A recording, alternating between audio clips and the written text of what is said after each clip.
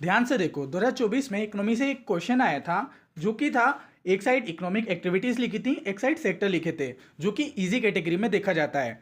But लेकिन ये जो क्वेश्चन है ये इंस्पायर कहाँ से था? ये इंस्पायर था आपके पीवाईक्यू से। 2012 में यूपीएससी सीएसई ने ही मैन्युफैक्चरिंग सेक्टर से क्वेश्चन पूछा था, जो कि आपकी ये जो एक्टिविटीज़ हैं, ये सेक्टर हैं, इसी का ही एक पार्ट है। और केवल ये जो है 2012 में नहीं, आप 2022 में भी देख लेंगे और आप देखेंगे सीडीएस में, ईपीएफओ में, एनडीए में, और जो आपके अलग अलग एग्जाम हैं यूपीएससी जो कंडक्ट कराती है, जिसको आपने अभी तक एक्सप्लोर नहीं किया है, वहां पर ये क्वेश्चन जो है वो फ्रिक्वेंटली पूछे जा रहे हैं। सीडीएस में भी आपको देखने को मिल जाएंगे। तो ये सब पीवाईक्यू देखने के बाद हमें जो पता चला कि जो हमारी एक इंपॉर्टेंट थीम निकल कर आ रही है, जो कि है sector of economy. So hello smart friend, this is your smart sir. तो फाइनली हमारी जो पीकेपी सीरीज यानी कि पीवाईक्यू का पोस्टमार्टम सीरीज, उसका आज हमारा फर्स्ट लेक्चर है, जिसमें हम लोग इकोनॉमी से स्टार्ट कर रहे हैं। और सुबह मैंने जैसे पोल डाला था तो आप लोगों ने बोला था कि सर टॉपिक वाइज करवाइए, यानी कि जो थीम वाइज है, क्योंकि थीम रिपीटेड थीम वाली वीडियो में ऑलरेडी डाल चुका हूँ, तो थीम वाइज करवाइए सर, तो ज़्यादा हमारे लिए ऑर्गेनाइज हो जाएंगे सारे पीवाईक्यू। तो चलिए फाइनली आप लोगों के लिए थीम वाइज मैं 25 साल के यूपीएससी के पीवाईक्यू लेकर आ गया हूँ। और सिर्फ यूपीएससी सीएसई की नहीं रहेंगे इसमें, आपके सीडीएस और आपके सीएपीएफ, सीआईएसएफ, एनडीए, ईपीएफओ और वो अदर एग्जाम यूपीएससी ही कंडक्ट करवाती है, जिनको अभी तक एक्सप्लोर नहीं किया गया, उनको भी मैं इसमें इंक्लूड करूंगा। तो सारे पीवाईक्यू आप इतने बार कर लोगे ना, आपका मैं बता रहा हूँ 30 to 40%, बहुत कम ही बोल रहा हूँ, मैं कम ही क्लेम कर रहा हूँ, 40% क्वेश्चन आपको इन्हीं पीवाईक्यू से देखने को मिल जाएंगे। तो जैसा कि आपको मैंने अभी ग्लिम्स में दिखाई दिया, तो सबसे पहले जो हमारा पहला थीम आ रहा है वो है सेक्टर ऑफ इकोनॉमी। और साथ ही साथ मैं आपको एलिमिनेशन ट्रिक भी बताते हुए चलूंगा, और कंसेप्ट के साथ। ऐसा नहीं कि सिर्फ कंप्लीटली हम लोग एलिमिनेशन ट्रिक से अप्लाई करेंगे, कंसेप्ट भी बताऊंगा, उसका नॉलेज भी बताऊंगा, और कहां पर एलिमिनेशन ट्रिक अप्लाई हो सकती है वो भी बताऊंगा। तो काफ़ी इंटरेस्टिंग वीडियो रहने वाला है, एंड तक जरूर देखना, आपको काफ़ी सारे क्वेश्चन देखने को मिलेंगे और मैं आप लोगों से भी क्वेश्चन करूंगा। और आगे बढ़ने से पहले हमेशा की तरह जैसा मैं आपको बोलता हूं, आप लोगों को कमेंट करना है I will clear UPSC with जो भी आपको रैंक चाहिए फॉर मैनिफेस्टेशन। चलिए वीडियो को स्टार्ट करते हैं। तो अगर आप पीवाईक्यू देखेंगे तो पीवाईक्यू में जनरली क्वेश्चन कैसे आ रहे हैं, क्वेश्चन इस तरीके से आ रहे हैं कि कौन सा हमारा सेक्टर है और सेक्टर में क्या क्या चीज़ एक्टिविटीज़ आती हैं, क्या क्या एक्टिविटीज़ नहीं आती है। तो बेसिकली ये हमको पता चल गया, ये पैटर्न पता चल गया हमारे पीवाईक्यू से। तो हम लोग को हमारी लिमिट कहाँ तक लेके जानी है, हमको इससे पता चल जाएगा पीवाईक्यू से। तो जैसा कि आप लोग देखेंगे यहाँ पर आपको पता चल रहा है कि यहाँ पर आपके जो है सेक्टर लिख दिए हैं और उसके अंदर क्या क्या चीज़ें आती हैं, ये सारी चीज़ लिखी हुई है।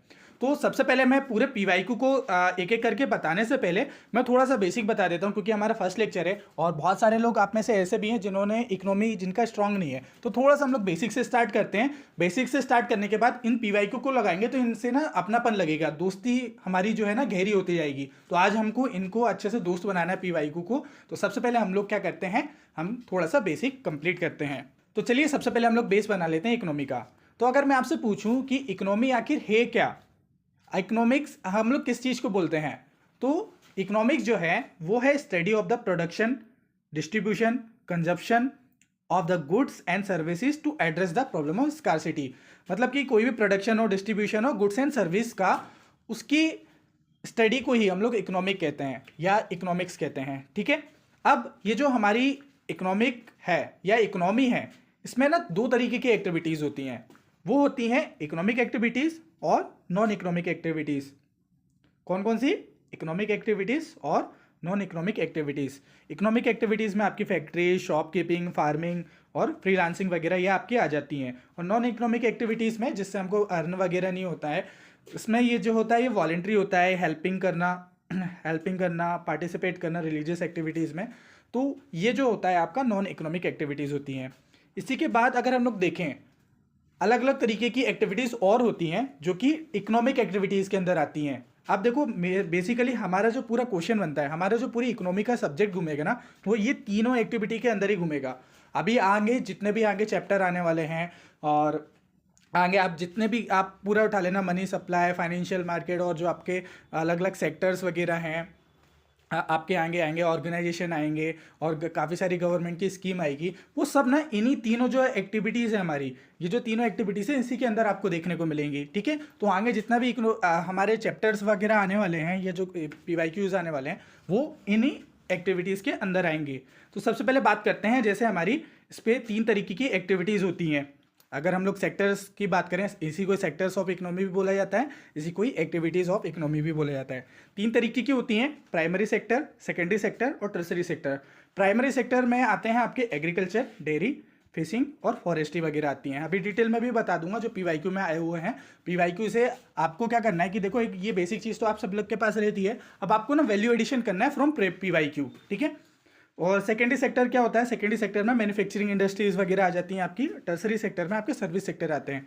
हम जब भी हमें आज़ादी मिली थी, तो आज़ादी के बाद हम लोग ना डायरेक्ट जो बीच वाला पार्ट है, बीच वाला सेकेंडरी सेक्टर, मैन्युफैक्चरिंग सेक्टर, इसको हम लोगों ने स्किप कर दिया था और हम लोग डायरेक्ट स्विच हो गए थे टर्सरी सेक्टर में, जिसके कारण हमारा जो सर्विस सेक्टर है आज भी हमारा दुनिया में सबसे स्ट्रॉन्ग सर्विस सेक्टर माना जाता है।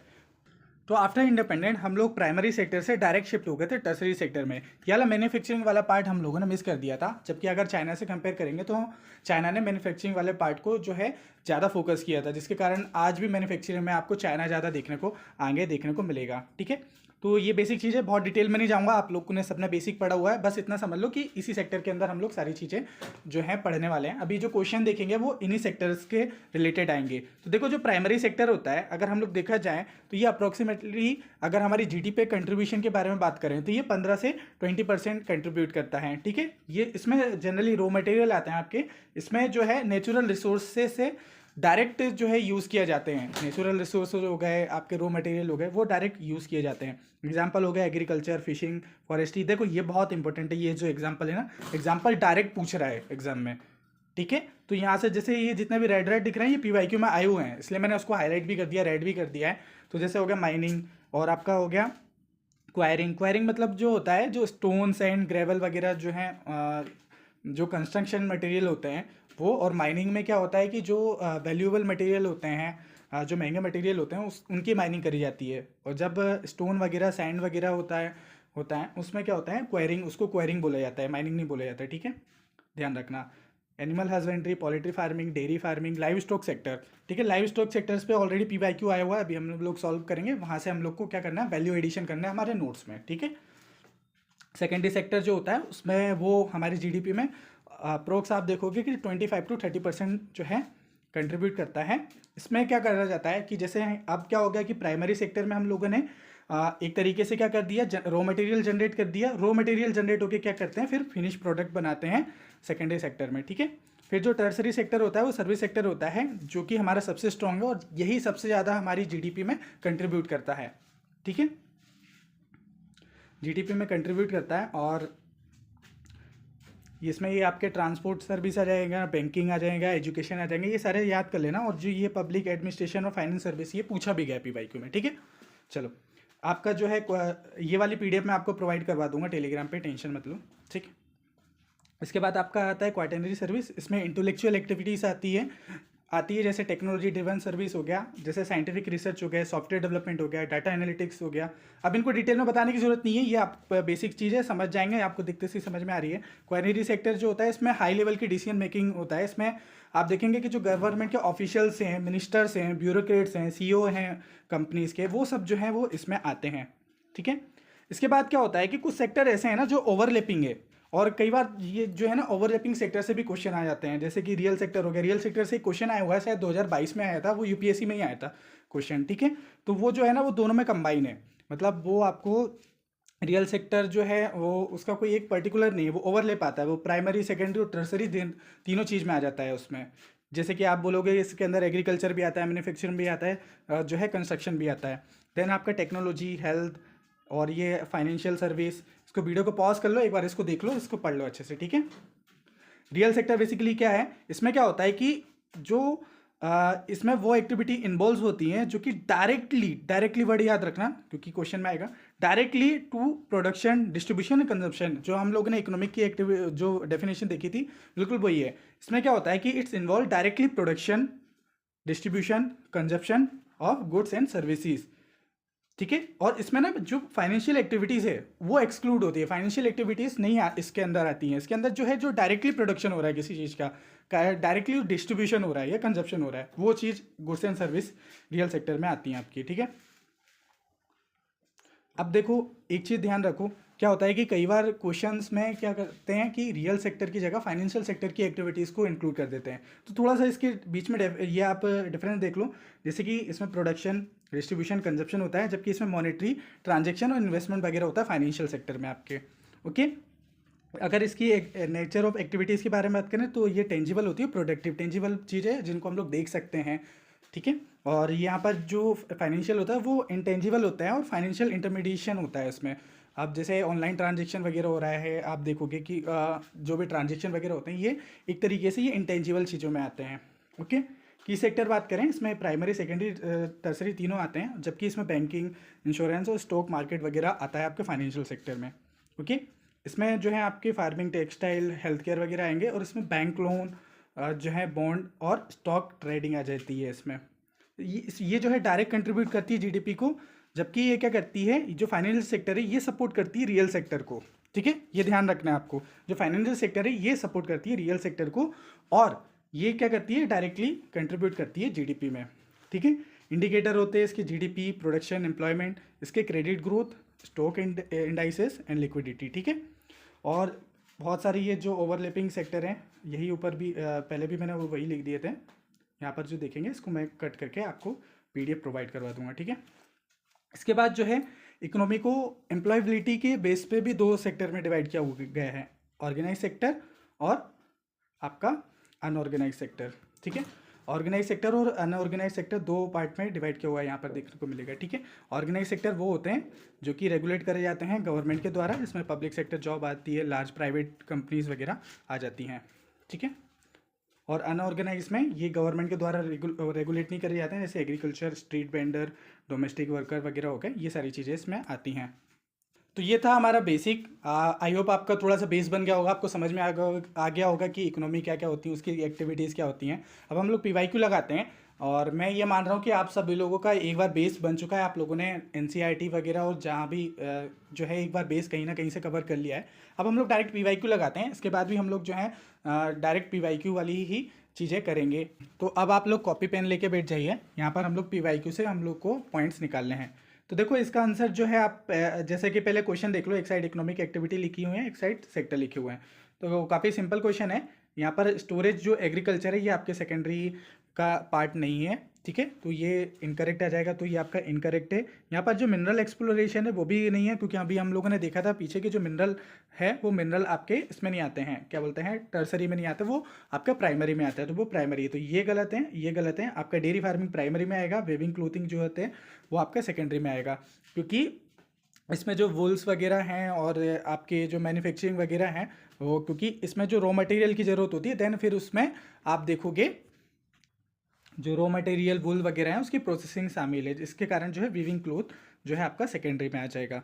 मिनरल एक्सप्लोरेशन आपका प्राइमरी में है, तो इसके आंसर आ जाएगा आपका ओनली 2, ठीक है, ओनली 2 इसमें आंसर आ जाएगा। तो इसको आप नोट कर लो कि जो है जो स्टोरेज ऑफ एग्रीकल्चर प्रोड्यूस है ये आपका जो है सेकेंडरी में नहीं आता है, ठीक है, और जो आपका विविंग जो मिनरल है ये आपका प्राइमरी में आता है, ठीक है। तो ये जो स्टोरेज वगैरह है ये आपका टर्सरी का पार्ट है, ठीक है, सेकेंडरी का नहीं है। टर्सरी में आपका आप देखोगे सर्विस सेक्टर आता है, और सेकेंडरी में जो है हमारा मैन्युफैक्चरिंग सेक्टर आता है, तो ये सर्विस सेक्टर का पार्ट है, ठीक है। कई बार क्या होता है कि कुछ एग्जांपल आपको बुक्स वगैरह में नहीं मिलेंगे, आपको पीवाईक्यू से ही निकालना है, और पीवाईक्यू से जो एग्जांपल है वो रिपीट हो सकते हैं। अभी ये जो मिनरल वाले हैं ना, अभी मैं आपको आगे क्वेश्चन दिखाऊंगा। जैसे देखो यहाँ पर एक क्वेश्चन है, यहाँ पर आपका मैन्युफैक्चरिंग सेक्टर से रिलेटेड क्या पूछ रहा है कि रिसेंट पॉलिसी जो है इनिशिएटिव गवर्नमेंट ऑफ इंडिया का promote the growth of manufacturing sector, setting up a national investment and manufacturing zone, providing the benefit और single window clearance and establish the technology acquisition and development fund. तो देखो recent में जो है हमारी government of India जो है वो मैन्युफैक्चरिंग सेक्टर को बढ़ाने के लिए, ग्रोथ करने के लिए क्या क्या एक्टिविटी कर रही है। अगर आप लोग ध्यान से पढ़ेंगे तो यहाँ पर ना हमारी एक लॉजिक अप्लाई होगा, वो है जनरलाइजेशन। आप देखोगे जो जेनरिक स्टेटमेंट होते हैं वो जनरली सही होते हैं, यहाँ पर आपको ना एकदम कहीं पे एक्सट्रीम वगैरह देखने को नहीं मिल रहा है, और ना ही कोई एक पर्टिकुलर स्कीम के बारे में बता दिया है ना, या कोई पर्टिकुलर चीज़ के बारे में बता दिया है। यहाँ पर एक जनरल बातें करी जा रही हैं कि setting up the national investment and manufacturing zone, अलग अलग जोन बनाए जा रहे हैं, और providing the benefit of single window clearings and then establish the technology and acquisition development, तो तीनों सही होगा इसमें, ठीक है। तो ये चीज़ आप लिख भी लो, मैन्युफैक्चरिंग सेक्टर में ये तीनों चीज़ भी आती हैं, ठीक है। चलो इसके बाद बात करते हैं रियल सेक्टर। तो जैसा कि मैंने आपको बताया था स्टार्टिंग में, रियल सेक्टर वो होता है जिसमें डायरेक्टली प्रोडक्शन होता है, कंजप्शन होता है और डिस्ट्रीब्यूशन होता है, ठीक है। अगर बात करें तो इसमें जो आपका फार्मर और हार्वेस्टिंग है उसकी जो क्रॉप है, इसमें भी आपका जो डायरेक्टली प्रोडक्शन होता है, और टेक्सटाइल माइल्स वगैरह हो गई, इसमें भी आपका डायरेक्टली प्रोडक्शन और कंजप्शन होता है। रियल सेक्टर वो सेक्टर होता है जिसमें तीनों जो है टर्सरी, प्राइमरी और आपका सेकेंडरी आ जाता है, ठीक है। तो इसमें जो ये आपका जो कॉर्पोरेट बैंकिंग वगैरह है, कॉर्पोरेट बॉडी वगैरह है, रुपीज़ वगैरह है, तो ये ना डायरेक्टली कंट्रीब्यूट नहीं करती जीडीपी को, जबकि रियल सेक्टर में हमारे डायरेक्टली कंट्रीब्यूट करती थी। इसलिए मैंने आपको फाइनेंशियल सेक्टर के बीच में, दोनों के बीच में डिफरेंस बताया था, ठीक है। तो ये आपका आंसर आ जाएगा यहाँ पर। तो इसका आंसर आएगा 1 और 2। तो यहाँ पर कोई एलिमिनेशन ट्रिक वगैरह नहीं लग रही है, डायरेक्ट कंसेप्चुअल बेस्ड क्वेश्चन है।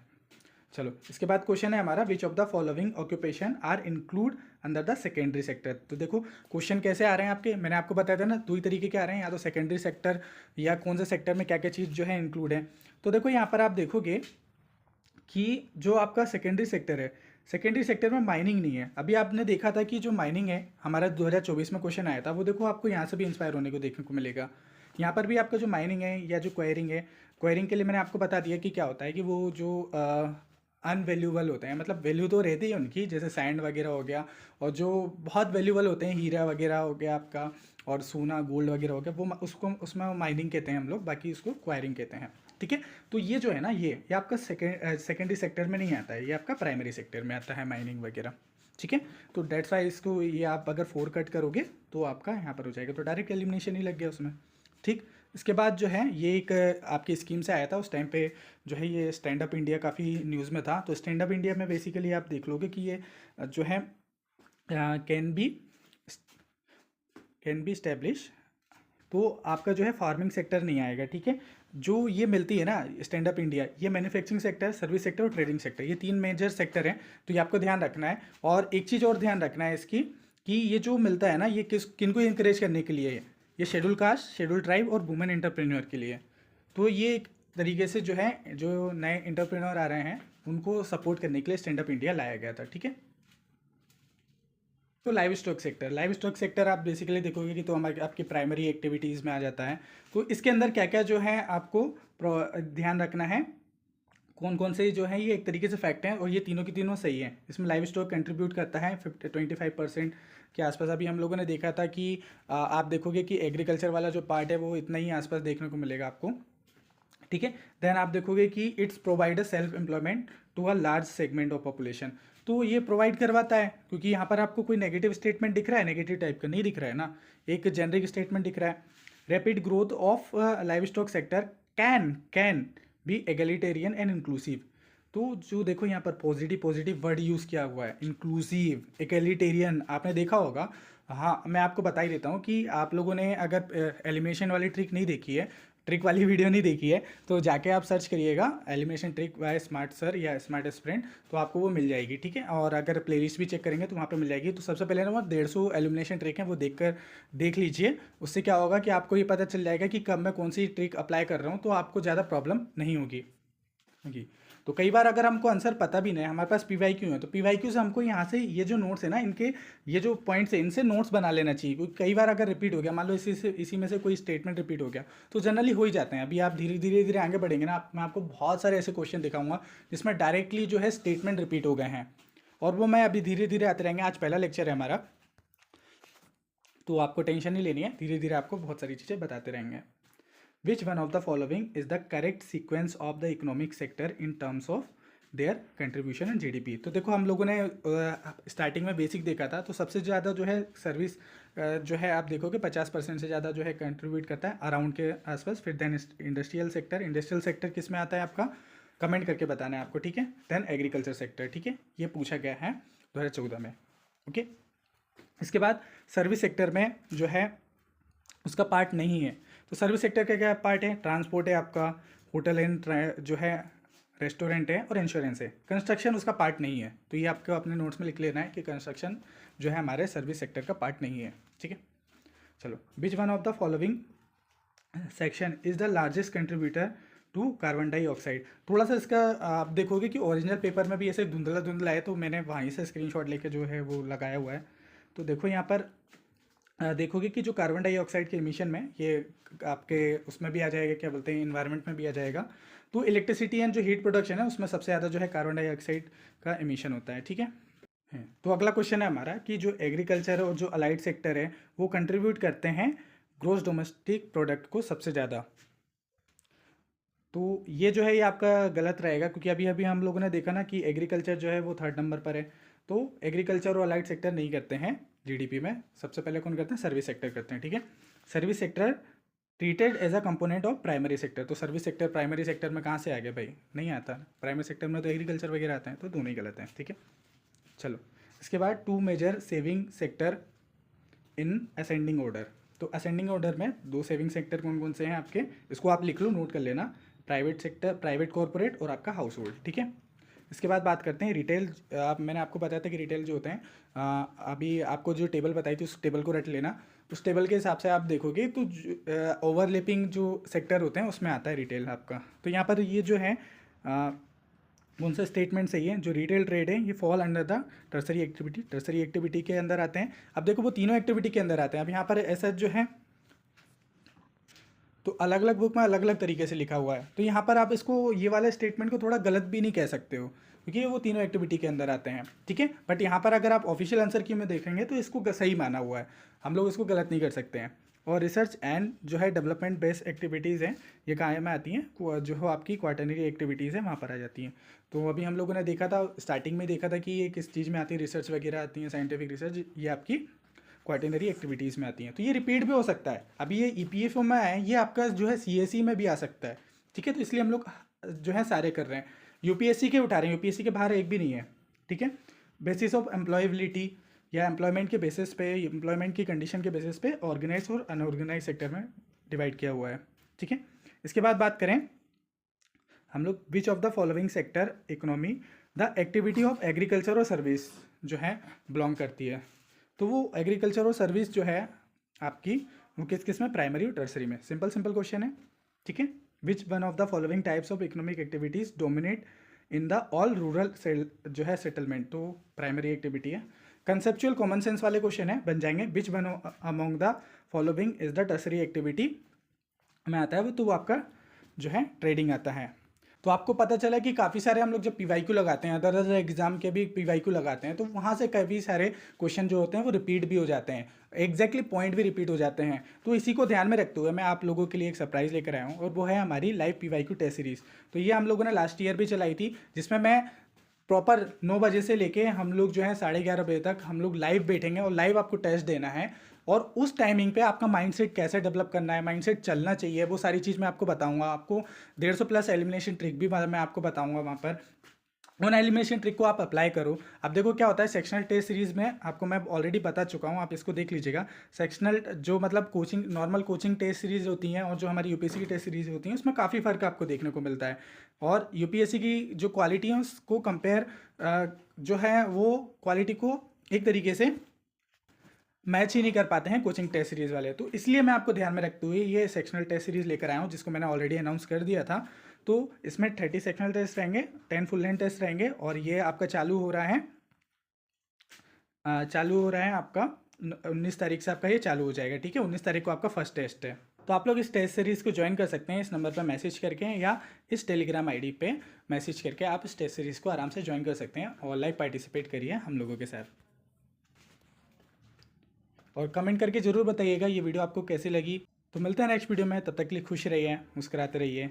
जय हिंद, जय भारत।